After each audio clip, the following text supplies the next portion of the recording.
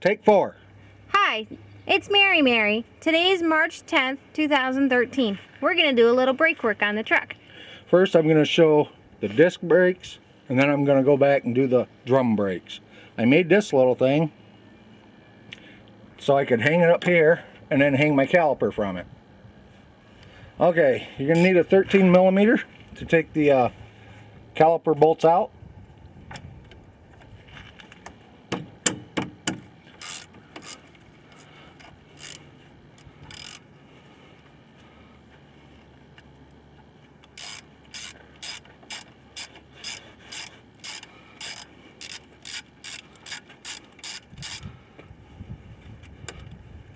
If you greased them before or anti-seized them, they should come right out.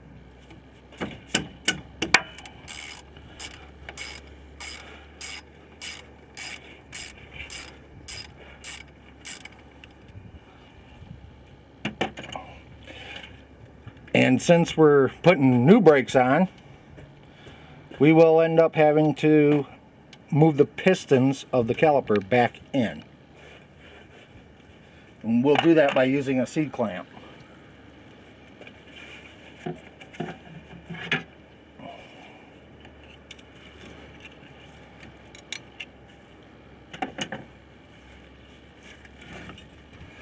Okay, now what you do is you just hang that right there. No stress on the hose, works good. And this rod here that I used, I bought at TSC, I think it was like $6. And it was like 48 inches long. I mean, it's not real heavy duty, but it's heavy enough to hold these, and that's all it's going to be used for. Okay, here's our old brake pads. If you can see, from here up is the brake pad itself. We don't need to change these. Just Mary's had some people ask if she would show the brakes again and the drums, so that's what I'm doing here today. Now, if you recall, on our last one, I told Mary that I took some of the grease and put around here. I don't normally do that. I did not believe that she was going to put it in the video. I wanted her to see that what happens is while that grease is there, it's collecting dust and it's acting like sandpaper.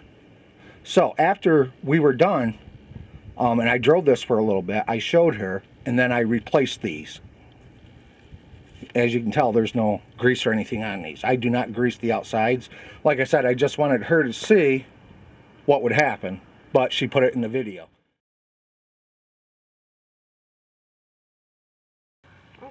Okay, now if you want, what I usually do is I usually take some more of the brake loop, and I just put a thin coat onto these.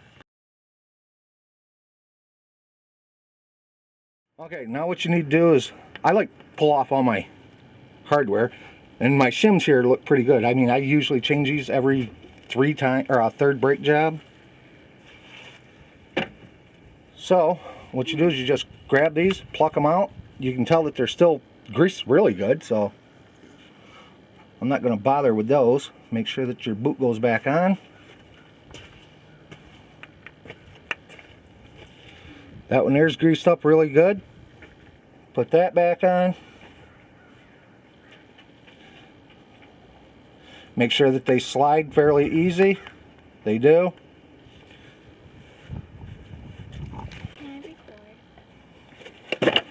Okay, here's our new brakes. They're Duralast MKD 652. We will take some of these out. Now I'm going to show you the difference between the old ones and the new ones. I'll tell you right now, there's not much because, like I said, this did not need a brake job. Can you get it? I'm trying. Okay, the new ones are on the right. Yeah, right, and the old one's right here on my left. As you can see, there's plenty of meat left on now. It's been 8 months, I do believe, since we've done the last front brakes on this, and the rear brakes. Whenever I change the front, I change the rear. Why? Because they're lifetime warranty, and might better hold them to it. Okay, let me see, I got my grease. Trying out a different grease this time. It's CRC, brake and caliper grease. And it stinks. Yes, it does. The other kind that I got, I can't remember the name of it, but it too is synthetic, and that stuff was sticky beyond belief. It's green.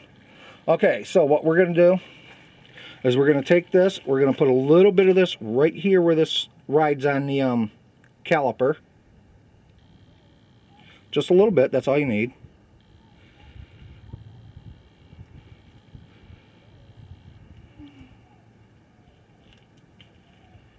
Okay, those that have never done brakes before. Hold that. I don't want that. This pad here is the one that goes on the inside. Well, a lot of people don't care which way, but this little scraper here, I like on the inside. So that's where I normally put it.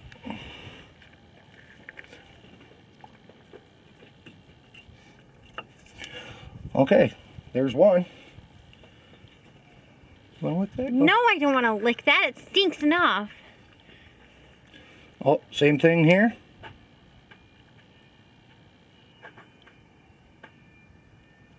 Just a little bit of grease on the landings for it.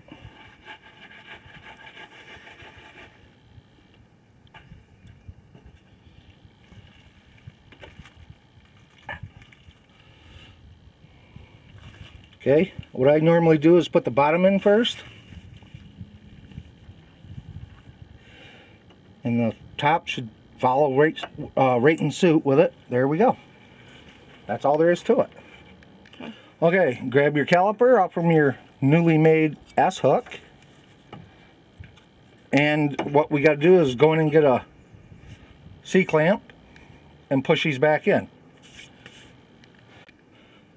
Okay, what you should do is loosen up the cap on the master cylinder, but I haven't got my hood open, and if you go slow, you should be alright, because there is a vent hole in that. Okay. Okay, in order to move our pistons back in on the caliper, I usually take the old brakes, set them down in, and use a C-clamp. Normally I'd only use one, but these brakes are good. Although AutoZone's going to get them back, I prefer not to damage them if I don't have to. And I might just have to.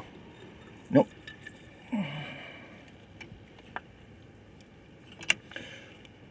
Now the next brake job that we do on the front is going to involve rebuilding the calipers themselves. Just take your time with this, and you can see them move in.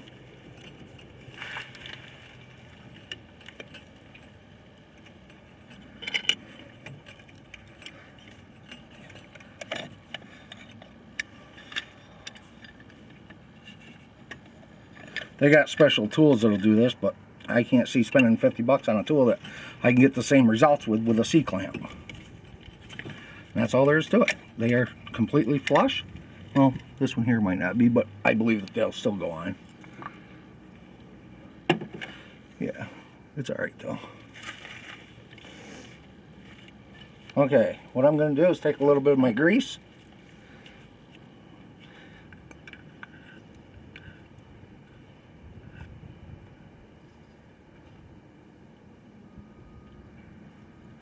And just put a little bit on this ring here.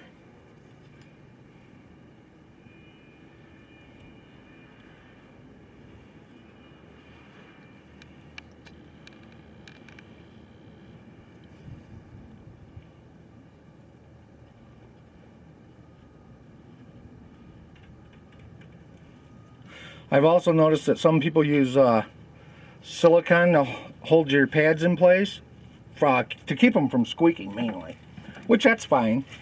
However, I find it easier just to use the grease that you normally would onto them.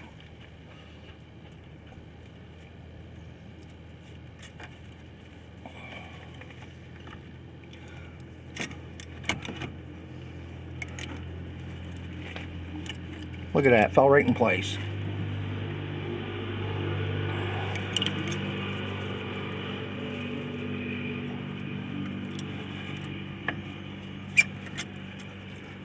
Why ain't that going down? Okay, it went down. I forgot that's got them retainers on the back.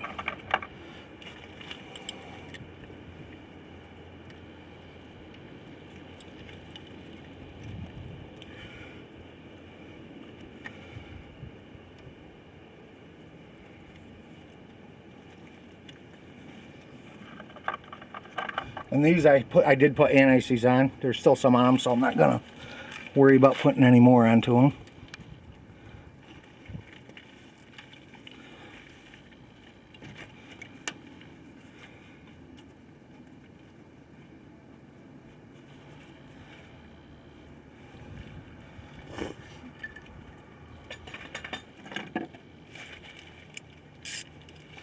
Now there is a torque setting for these, but I'm not gonna go by the torque setting. I'm just gonna tighten them up.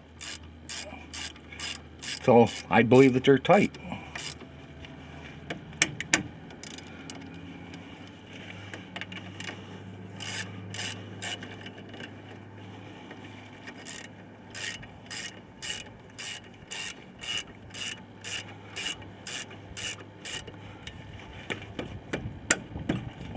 That's that.